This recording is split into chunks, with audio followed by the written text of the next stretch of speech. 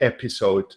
For those of you who are new, this is the episode. This is a program where we share an online course that has really helped us enhance our skills, a book that has been a treasure, and also a proverb that has resonated with us. We are broadcasting live on Facebook, on LinkedIn, and on YouTube. And if you like your friends to be present, please share this episode so we get more people on the show. By the way, every week, the person who shares the episode goes into the draw. You don't have to share it whilst it's live. If you're watching this recorded, you can still share the episode and get into the draw to win the Stand Up, Stand Out online course on public speaking and presentation and communication skills.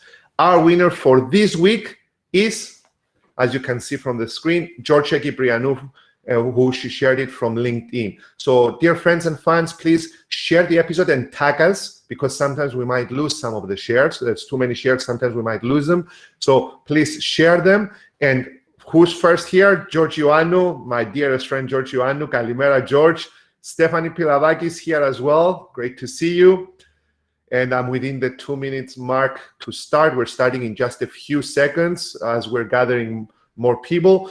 So guys, what are we talking about today? Today we're talking about how training can increase retention. And I said that to my wife, and the first thing that came out of her mouth was, I can't really understand how training can increase employee retention. And I said, no, Christine, you're thinking like a human resource person. I was talking about how training can increase information retention. And today, because we have a lot of internal trainers, but also trainers who have asked us, how can they make their training sessions more interesting? I'm going to be giving you some of my tips, as well as some of the tips that we have seen from this LinkedIn course that you now see, Motivating Your Team to Learn by Stefan Mumaw. And if I will ask Melissa to show you the screenshot of the course. This is a LinkedIn course, a short, concise, and to the point LinkedIn course. So I'm going to be using some of his tips, some of my tips from the last 20 years that I've been a trainer and a facilitator. And let's get to it, how to make our training sessions more interesting and help our participants retain information and be more active. So let's start with the first one. The first one is know your audience. In other words, what actions or behaviors influence their behavior, their response to something? What are their value triggers? What triggers them to want to learn more? When I do the public speaking course, Address for Success, I always say the first question you should ask yourself is, who is my audience? What are their pain points? Everyone goes to bed with a thorn behind their back. What keeps them up at night? What are their concerns? What are their preferences? How well do they know the subject? Sometimes you get a mixed audience, people who know the subject very well and people who don't. So who is your audience? And something that goes with it, that's very important, is why does it matter to them? Why is this topic so important? Why should they bring an ending to their routine or interrupt their routine and sit and listen to you as the trainer? And everything has to do, as you can see from the screen, from bottom-up messaging, how you can get them involved from bottom-up. I'll give you an example. Many, many years ago, just before the financial crisis hit Cyprus, a company called Guinness's Travel, that's a company that's in the tourism, in the ticketing industry, they asked me to train their team. So I thought hard on these 2 points: know your audience, and why does it matter to them? And all the people who were there, around 30 or 40 people, they were mainly female people who were answering the phone, and also male employees. And I thought hard to myself, I said, it was 2012 at the time. Nothing interrupted their routine. They were getting their money's worth. And but I could see a crisis coming.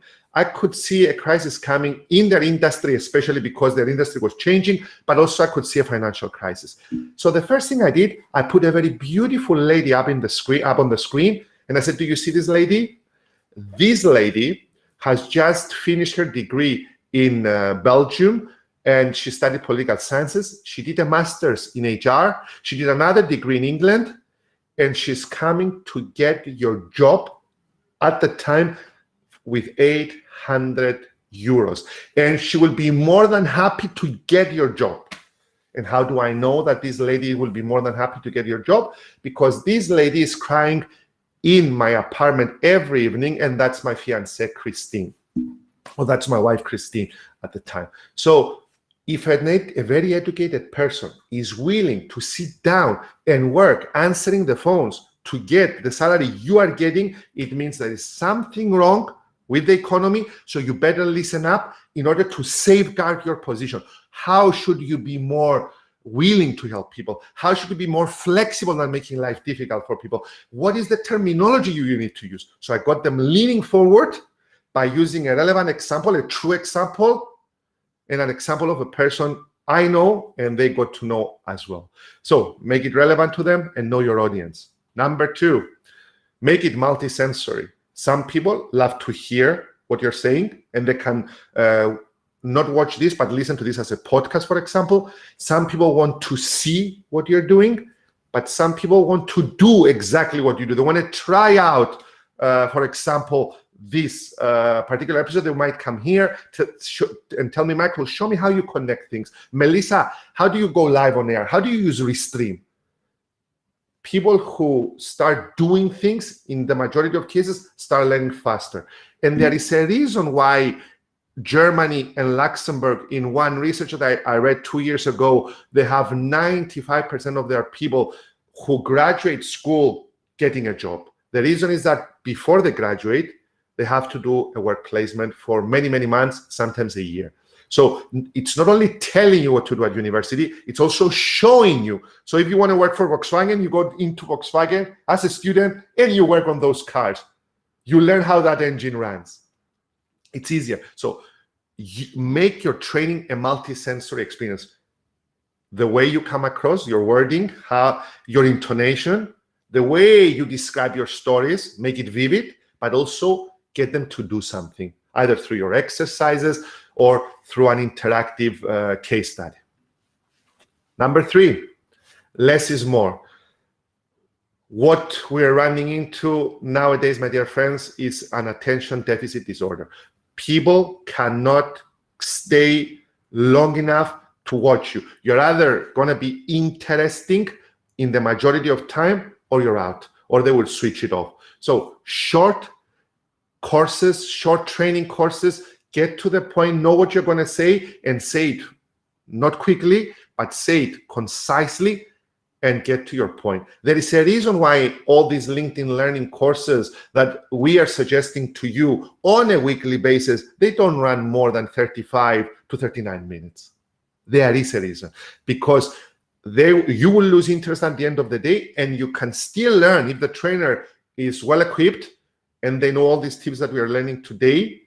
They can still get the message across and make it more interesting for you to learn. Number 4, make it fun. Strong retention, as you can see there, is associated with positive emotions. I will tell you what happened to me when I was studying psychology at university. And from that day on, I understood that I had to make it fun. Our Dr. Sengupta, our psychology teacher and the head of the department, walked in. It was child psychology that she was teaching. That was the first ever course that I took on psychology. She came and said, take all the desks near the window, remove all the chairs, lie down with your face down, get a piece of paper and a pencil or a pen, tilt your head up, and stay like this for the whole duration of today's class. That was for 45 minutes. And when we asked why, she said, the best way to understand how toddlers, how kids, how infants view the world is if you try it out. And that's how we're going to do our course for today. So that thing made me understand that it's not only hearing or talking about it, but it's also involving people. It's also getting people to understand exactly what the position is. And she put us down to do the course for 45 minutes. It was fun. We learned a lot of things, and I still remember a lot of things from that class. Number 5, use storytelling. the best way to increase retention is once upon a time.